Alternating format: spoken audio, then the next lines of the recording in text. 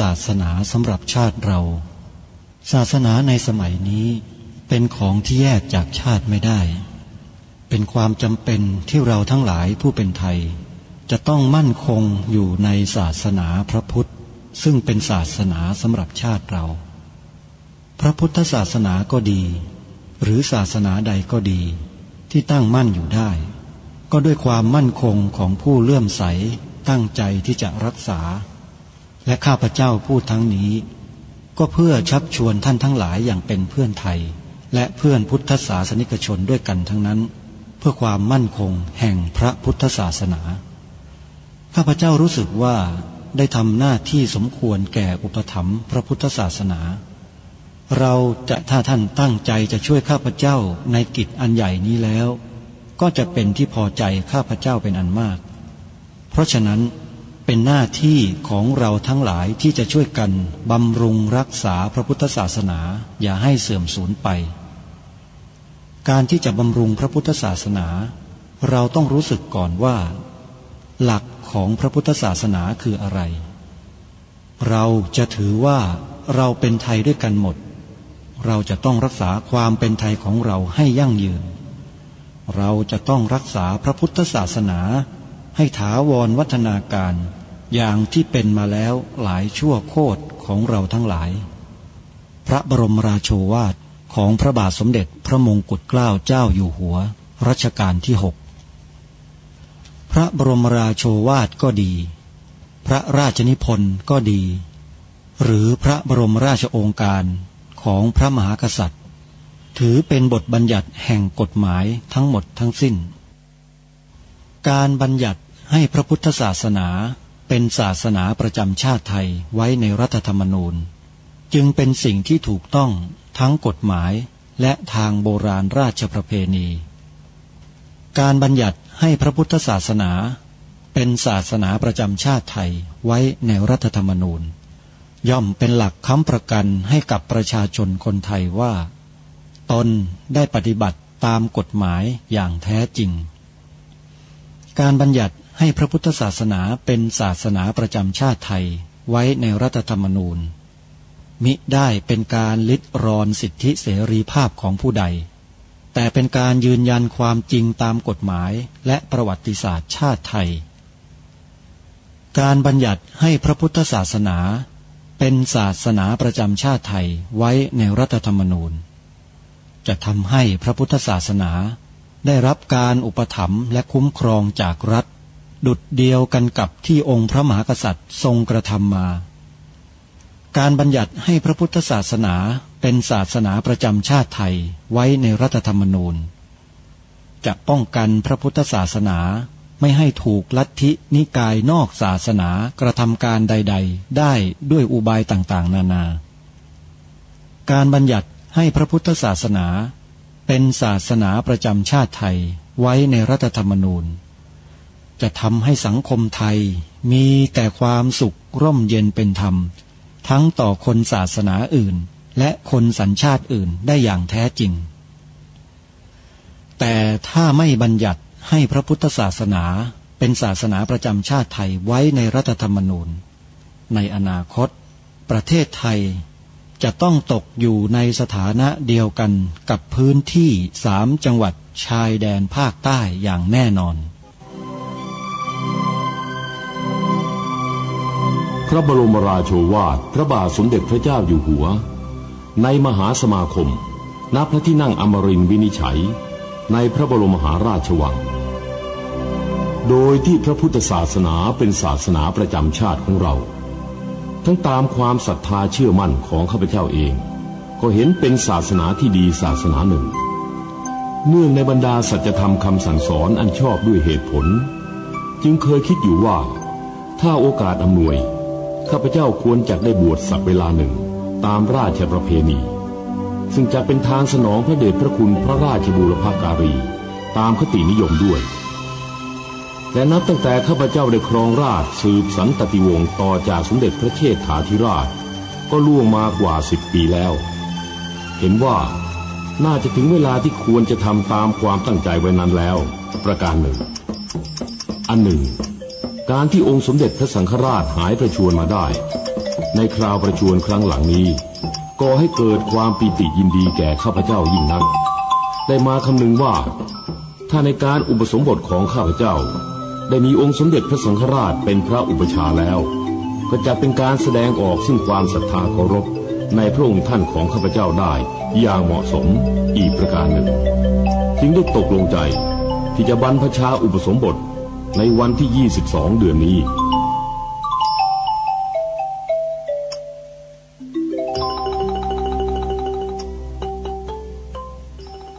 กับสาธุชนเป็นปกติทุกวันจันทร์ถึงวันศุกร์และวันเสาร์อาทิตย์ทางสถานีวิทยุแห่งนี้ท่านผู้ฟังสามารถใช้โทรศัพท์มือถือระบบ Android ดาวน์โหลดแอปพลิเคชันที่ชื่อว่าวิทยุพุทธศาสนาทั่วไทยเพื่อติดตามรับฟังธรรมะสาระที่ดีๆตลอด24ชั่วโมงได้โดยมีสถานีวิทยุพระพุทธศาสนาแห่งชาติจำนวน48สถานีรวมกันอยู่ในแอปพลิเคชันนี้เพื่อให้สาธุชนได้เลือกเปิดรับฟังได้โดยอิสระใครที่ดาวน์โหลดแอปพลิเคชันนี้ไว้เป็นผู้ที่มีความโชคดีที่สุดในโลกเพราะในแอปพลิเคชันนี้มีแต่สาระธรรมะที่เป็นประโยชน์ตลอด24ชั่วโมงฟังแล้วเป็นมหามงคลแก่ชีวิตทุกวินาทีใครฟังมากก็เป็นมงคลมากใครฟังน้อยก็เป็นมงคลแก่ชีวิตน้อยเพราะฉะนั้นถ้าใครต้องการจะได้มงคลในชีวิตมากๆก็ขอให้ดาวน์โหลดแอปพลิเคชันวิทยุพุทธศาสนาทั่วไทยแอปนี้ไว้ฟังธรรมะเพื่อให้เกิดความเป็นสิริมงคลแก่ชีวิตของเรานี่คือการสร้างสมบุญให้กับชีวิตแบบง่ายๆโดยใช้หูของเรานี่แหละเป็นสื่อนำความเป็นมหามงคลเหล่านี้เข้าสู่ชีวิตจิตใจของเราถ้าเราใช้หูใช้ตาไปฟังหรือไปดูสิ่งที่ไม่เป็นประโยชน์สิ่งที่ไม่เป็นสาระบาปอกุศลความเป็นอัปมงคลก็จะเกิดขึ้นแก่ชีวิตของเราตลอดที่เราได้ดูได้ฟังนั้นเพราะฉะนั้นชีวิตเราเกิดมาแต่ละครั้งนั้นไม่ใช่เรื่องง่ายจึงควรใช้ชีวิตนี้ให้เกิดประโยชน์สูงสุดนอกจากตัวเราเองแล้วเรายังต้องสร้างประโยชน์ให้กับผู้อื่นได้ด้วยวิธีการสร้างประโยชน์ให้กับผู้อื่นไม่ยากเลยเพียงแค่เราแนะนำให้เขาดาวน์โหลดแอปพลิเคชันวิทยุพุทธศาสนาทั่วไทยไว้ในโทรศัพท์เท่านั้นเองบุญก็จะเกิดขึ้นกับเราไม่หยุดไม่หย่อนเลยเพราะคนที่เราแนะนำให้เขาไปดาวน์โหลดแอปพลิเคชันนั้นฟังธรรมทุกวันเมื่อเขาฟังทุกวันเขาก็รู้ทุกวันเมื่อเขารู้ทุกวันเขาก็ดับทุกข์ได้ทุกวันทุกวันแล้วเราผู้บอกให้เขาดาวน์โหลดไปฟังเนี่ยได้บุญตลอดนี่คือการได้บุญแบบไม่ต้องลงทุนลงแรงอะไรมากเลยเพียงใช้วาจาที่เป็นวจีกรรมของเราเนี่ยสร้างบุญได้ตั้งมหาศาลเนี่ยเห็นหรือยังท่านว่าวาจาของคนเราเนี่ยสามารถสร้างบุญสร้างกุศลได้ ก็แค่แนะนำสิ่งที่ดีให้แก่ผู้คนได้ถือได้ปฏิบัติได้ฟังได้เรียนรู้ได้เชิดชูบูชาแค่นี้ก็เป็นบุญแล้วเราก็จะได้บุญตามไปด้วยเพราะฉะนั้นสาธุชนผู้ฟังทุกท่านอย่าเบื่อบุญอย่าละอายต่อบุญอย่าเกรงอกเกรงใจต่อคุณงามความดีจงตั้งใจทำคุณงามความดีไว้เถิดจะเกิดเป็นผลดีแก่ชีวิตของคนเราครอบครัวของเราหมู่บ้านของเราตำบลของเราอำเภอของเราจังหวัดของเราและภาคของเราประเทศของเราเป็นประโยชน์โดยส่วนเดียวเพราะฉะนั้นบอกให้ผู้อื่นดาวน์โหลดแอปพลิเคชันนี้เถอะจะเป็นมหามงคลอันสูงสุดแก่ประเทศชาติบ้านเมืองไทยของเราอย่างยิ่งแอปพลิเคชันที่ชื่อว่าวิทยุพุทธศาสนาทั่วไทยใครก็ตามที่ดาวน์โหลดแอปพลิเคชันนี้แล้วฟังธรรมจากแอปโดยสถานีวิทยุต่างๆผู้ที่ฟังนั้นจะเกิดองค์ความรู้แห่งธรรมะเพิ่มขึ้นเรื่อยๆเมื่อเกิดองค์แห่งธรรมะขึ้นเรื่อยๆจิตใจก็หวั่นไหวยากหรือพูดง่ายๆว่าจิตใจจะหวั่นไหวต่อสิ่งต่างๆที่มากระทบภายนอกยากคือหวั่นไหวยากเพราะจิตมีสมาธิและประกอบด้วยปัญญาจิตที่ประกอบด้วยสมาธิและมีปัญญาดังที่กล่าวมานั้นท่านหมายถึงปัญญาสัมมาทิฏฐิ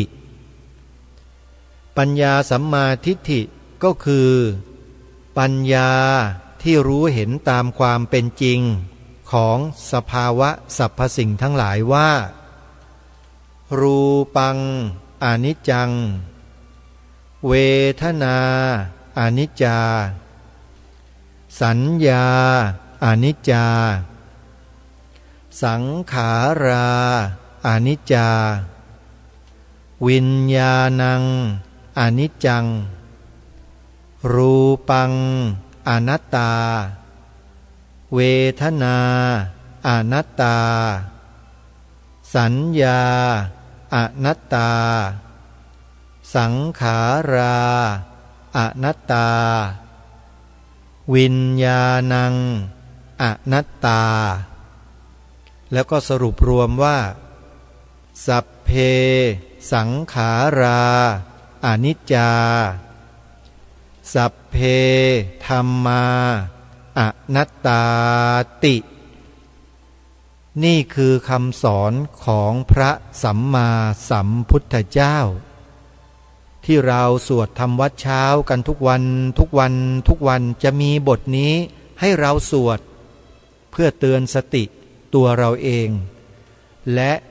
คนรอบข้างเราเพื่อเตือนว่าให้เข้าใจตรงกันนะว่ารูปไม่เที่ยงเวทนาไม่เที่ยงสัญญา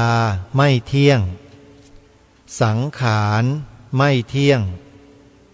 วิญญาณไม่เที่ยง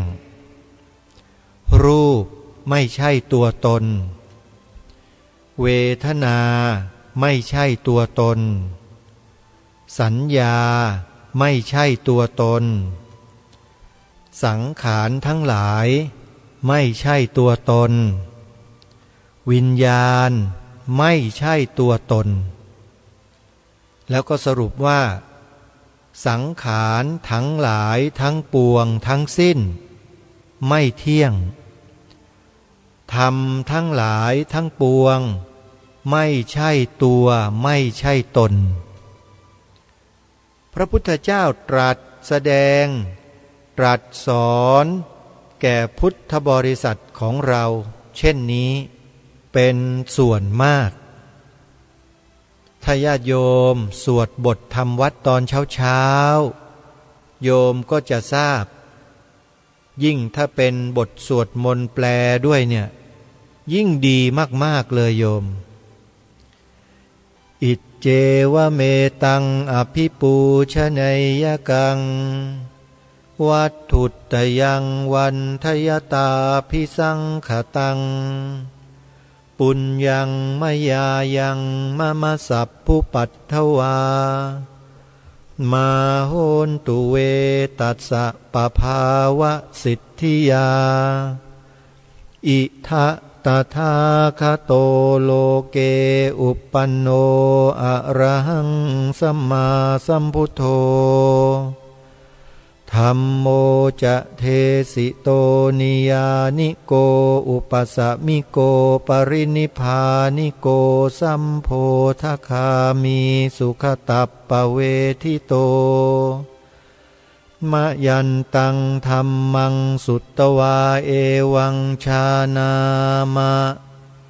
ชาติปิทุกขาชาราปิทุกขามรณัมปิทุกขัง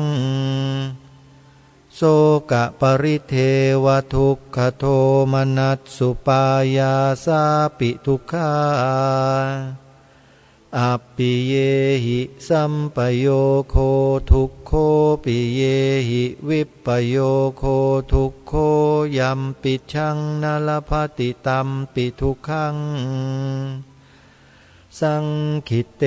นะปัญจุปาทานขันธาทุกขาไสยทิทังรูปูปาทานขันโทเวทนูปาทานขันโท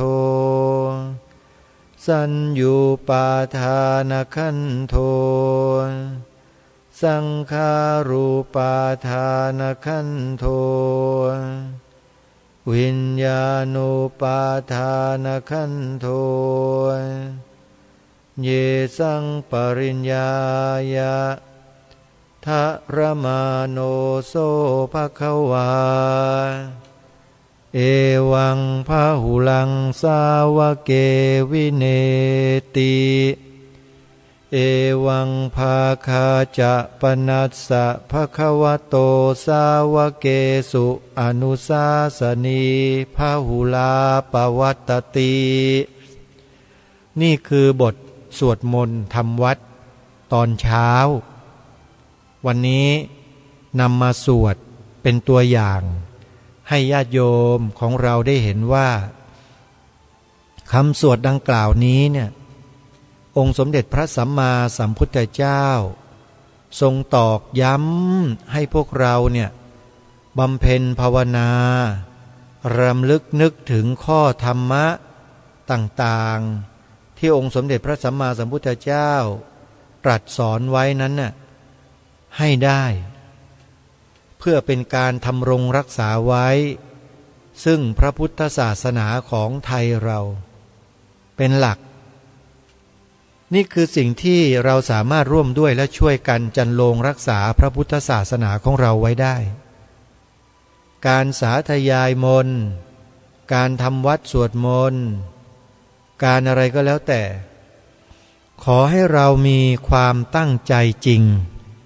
ในการสืบสารรักษาต่อยอดสิ่งเหล่านี้กันไว้เถอะ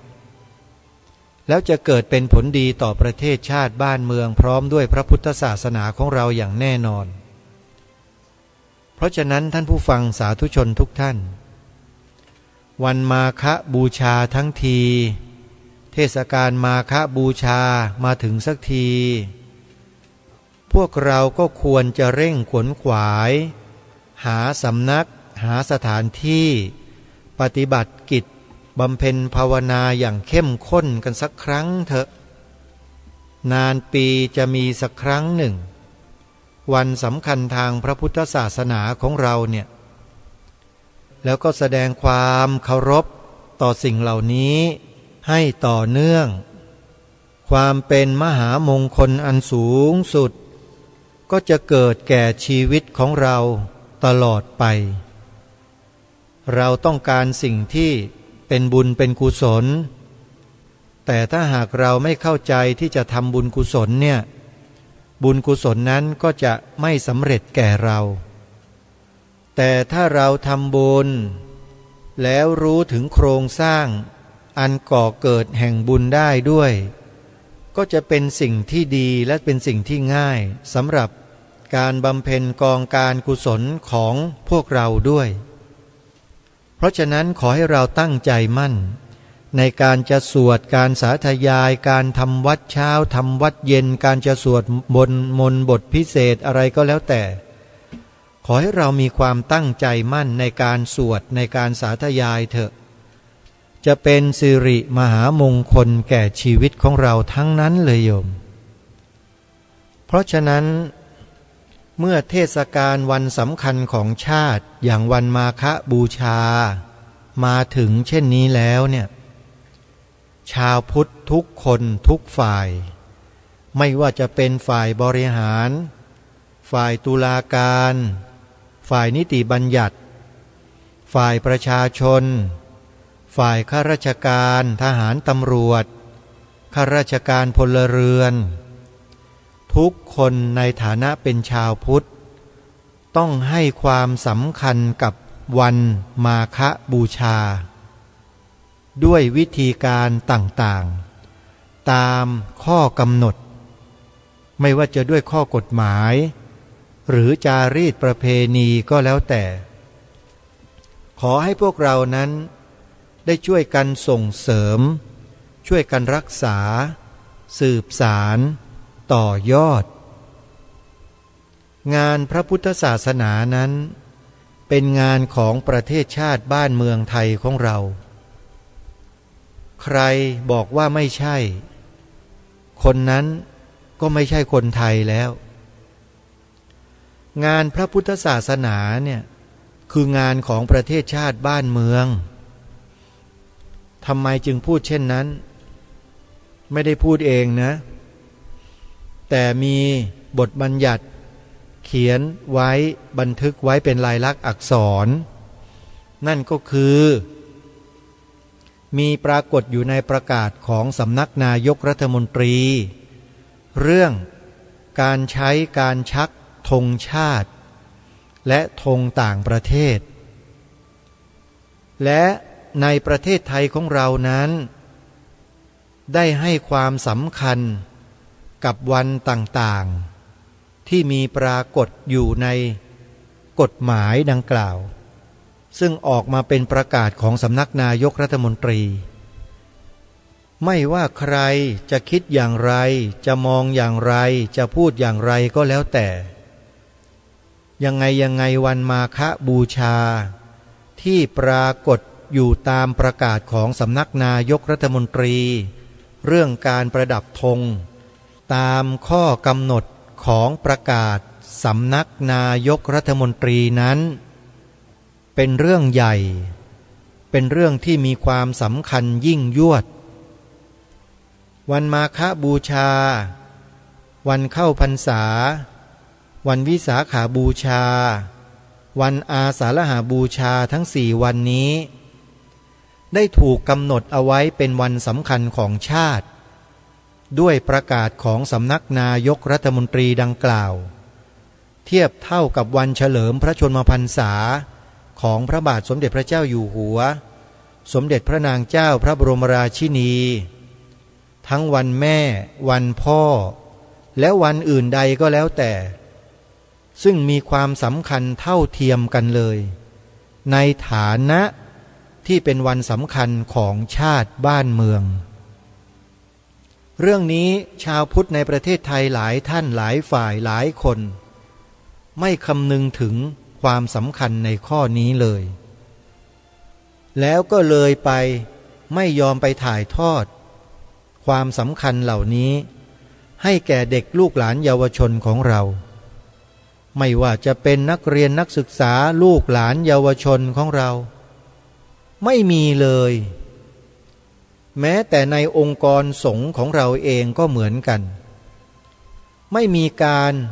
ป ไปบูรณาการสิ่งนี้ให้กับนิสิตนักศึกษาในมหาวิทยาลัยสงฆ์ก็ดี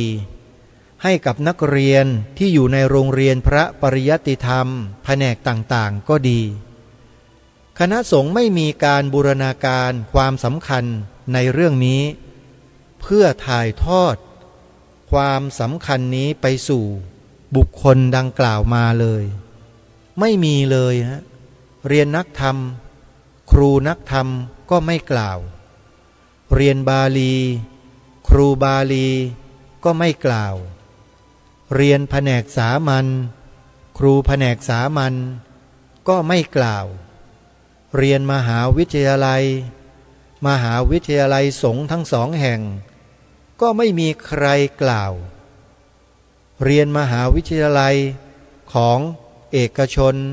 ของรัฐบาลยิ่งไม่มีใครกล่าวเลยในมหาวิทยาลัยเหล่านั้นเพราะฉะนั้นนี่คือความไม่เอาใจใส่หรือเป็นเพราะความไม่เข้าใจหรือเป็นเพราะมีเจตนาที่จะไม่ยอมทำความเข้าใจให้กับลูกศิษย์ลูกหานิสิตนักศึกษาหรือเปล่าและนักเรียนด้วยหรือเปล่าของผู้ที่เป็นครูอาจารย์ใช่หรือไม่จึงทำให้ความรู้สึกของชาวพุทธก็ดีคนอื่นๆก็ดีแม้แต่พระสงฆ์เองก็ดีก็ไม่ใคร่จะเห็นความสำคัญในข้อนี้สักเท่าไหร่จึงไม่มีการประกาศเชิญชวนหรือรณรงค์ด้วยวิธีการใดก็แล้วแต่ให้ผู้คนประดับธงชาติพร้อมกับธงธรรมจักรในวัดวาอารามส่วนราชการต่างๆตามบ้านตามรถไม่มีเลยอันนี้เป็นข้อบกพร่องของพวกเราชาวพุทธกันหรือเปล่าทางรายการจึงขอตั้งเป็นคำถามเป็นข้อคิดเอาไว้ให้พวกเรานั้นได้ช่วยกันพิจารณาเพราะเท่าที่ประเมินสถานการณ์ดูมาโดยตลอดเนี่ยประชาชนคนไทยเราส่วนหนึ่งเขามองไม่เห็นประโยชน์และมองไม่เห็นคุณค่าของการที่ศาสนาพุทธมีบทบาทสำคัญแก่ผู้คนในประเทศเขามองข้ามสิ่งนี้ไปถ้าหากว่าเราไม่ปลูกฝังไม่นำสิ่งที่ถูกต้องดีงามเหล่านี้ไปถ่ายทอดให้ลูกหลานเยาวชนของเราที่กำลังจะก้าวไปสู่การศึกษาเรียนรู้ที่กว้างไกลออกไปเรื่อยๆเนี่ยคนเหล่านี้จะไม่มีวันกลับเข้ามาสู่กระแสที่ดีงามเหล่านี้อีกเลยนะโยมแล้วบ้านเมืองเราเนี่ยก็จะขาดบุคลากรที่ทรงความรู้ที่มีความรับผิดชอบต่อชาติศาสนาพระมหากษัตริย์ก็จะลดลงไปโดยปริยายเพราะสื่อทุกวันนี้เนี่ยมันตามคนเราเข้าไปถึงในมุ้งในห้องนอนนู่นนะโยมขนาดจะนอนแล้วยังไม่นอนเลยต้องหยิบไอ้จอสี่เหลี่ยมเนี่ยมาดูก่อนจะนอนอีกไปมานอนไม่หลับเพราะจิตมันเพลิดเพลินมันเสพอารมณ์จากจอสี่เหลี่ยมนี้จึงทำให้นอนไม่หลับก็มีเยอะแยะถ้าวันไหนไม่ได้ดูก่อนนอนไม่ได้ดูหลังนอนหรืออะไรก็แล้วแต่เถอะชีวิตมันเหมือนกับขาดอะไรไปสักอย่างหนึ่งถ้ามีอาการลักษณะเช่นนี้นะท่านผู้ฟังนั่นหมายความว่าเป็นโทรศัพท์มือถือริดซึมไปแล้วโยมขาดไม่ได้วันใดขาดโฟนแล้วเธอจะรู้สึกวันไหนสำนึกแล้วเธอจะเสียใจเหมือนกับบทเพลงที่เขาว่ากันนะยืมเขามาใช้หน่อยคือขาดไม่ได้อาการเหล่านี้มีอยู่ในตัวตนในคนอย่างพวกเรานี่แหละไม่เชื่อท่านก็ลองสังเกตดูตัวเราเองก็แล้วกันในแต่ละวันเนี่ยเราหยิบโทรศัพท์มือถือเนี่ยวันหนึ่งเราหยิบขึ้นมาดูกี่ครั้งแล้วแต่ละครั้งเนี่ยมันอยู่ในช่วงเวลาเท่าไหร่แล้วมันจำเป็นไหม แล้วถ้าไม่ดูไม่จับมันเนี่ยมันจะเกิดอะไรขึ้นไหม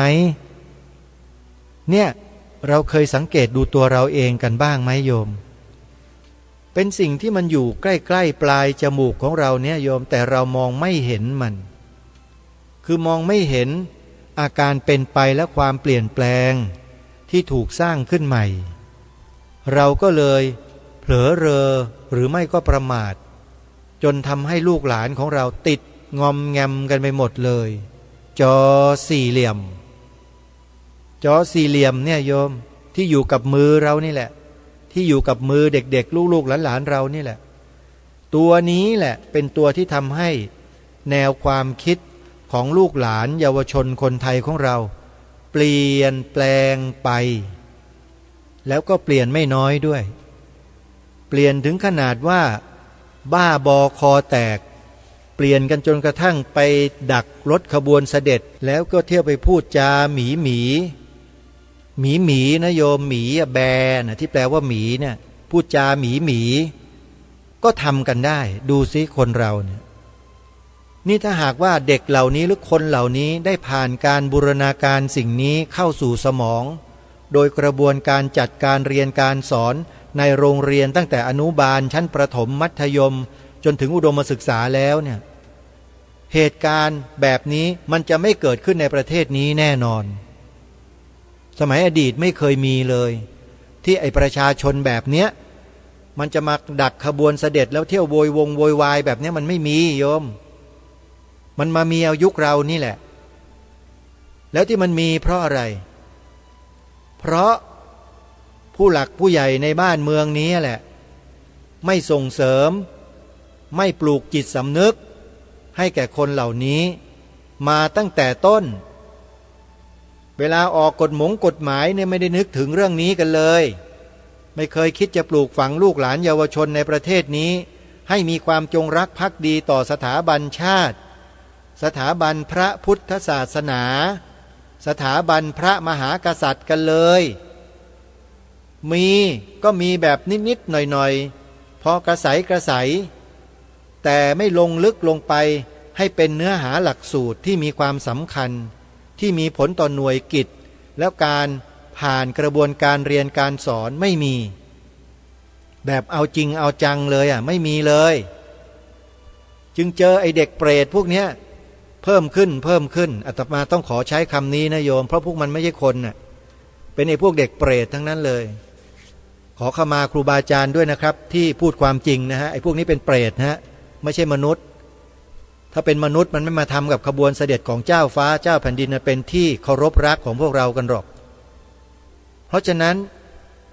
เวรกรรมจะตามสนองคนพวกนี้และผู้ที่อยู่เบื้องหลังทั้งหมด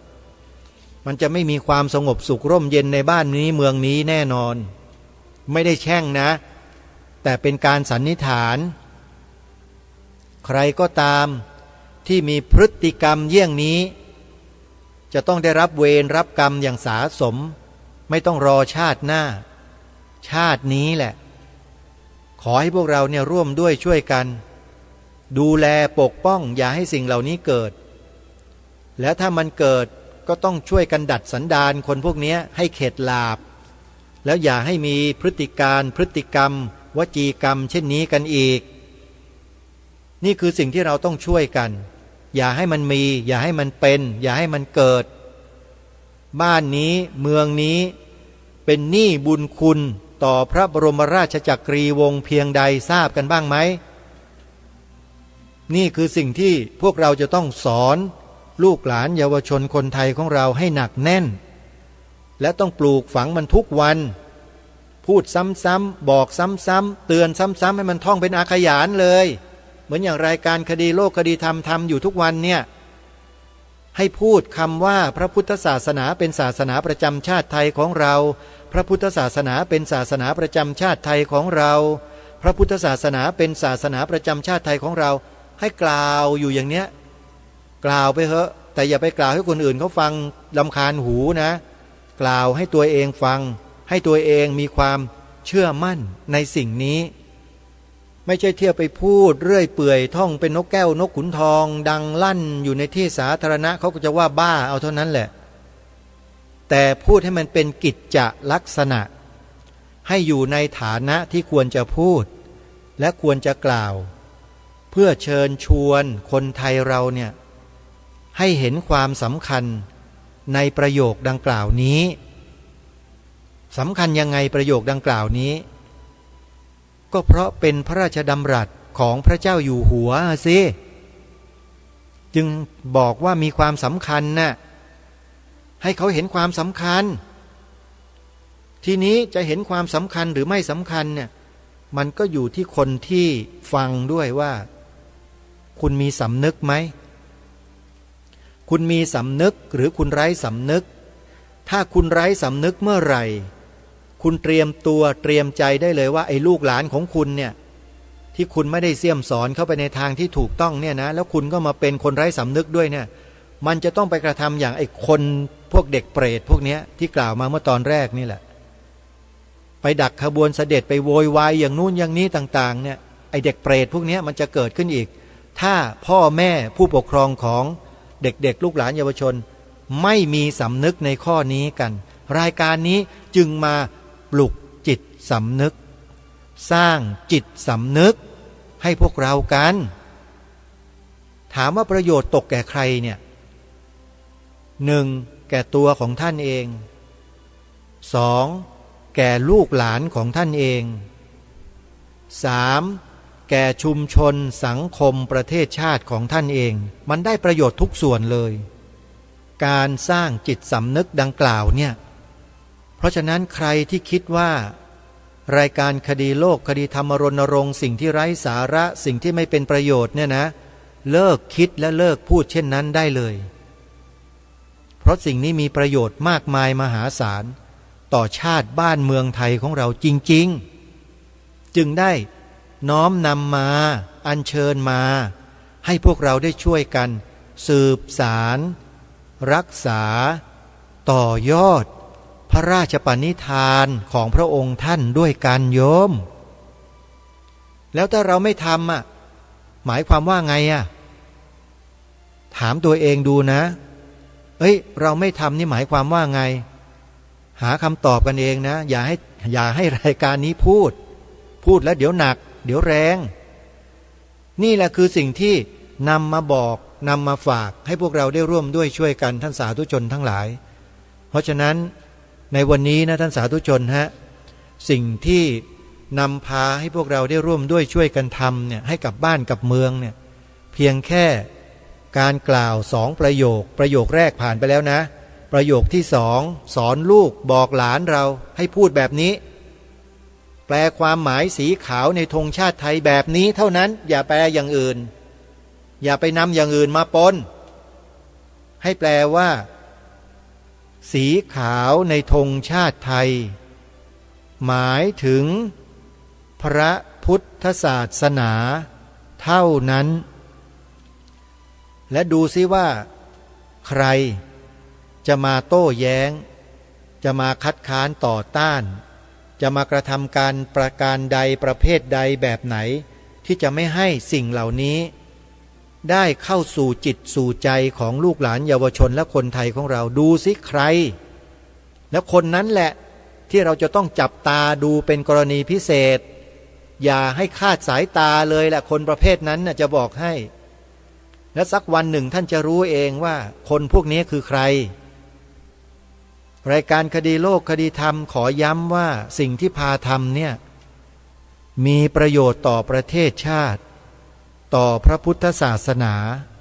ต่อสถาบันพระมหากษัตริย์ของเราจริงไม่เสียหายใดๆแม้แต่นิดเดียวถ้าเราช่วยกันทำพากันทำเนี่ยเราจะมองเห็นประโยชน์ที่ชัดเจนเลยข้างหน้าไม่นานเลยแหละเชื่อเถอะพวกเราขอช่วยกันนะโยมนะ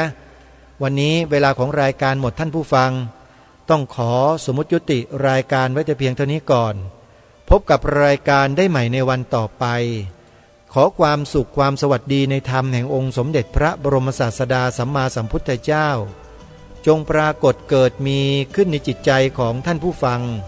ทุกท่านทุกคนเทินขอเจริญพร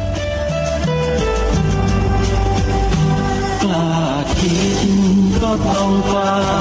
ทำอย่ากลัวถ้าทำความดีเป็นศึกษาปัญหาให้ทันท่วงทีเมืองไทยจะพัฒนากว่านี้รายการดีคดีโลกคดีธรรมขอรำพันบรรยายความคิดเครื่องหมายแห่งสีทั้งสามงามถนัดขาวคือบริสุทธิ์สีสวัสดิ์หมายพระไตรรัตน์และธรรมะคุ้มจิตไทยแดงคือโลหิตเราใสซึ่งยอมสละได้เพื่อรักษาชาติศาสนาน้ำเงินคือสีโสภาอันจอมประชาพระโปรดเป็นของส่วนองค์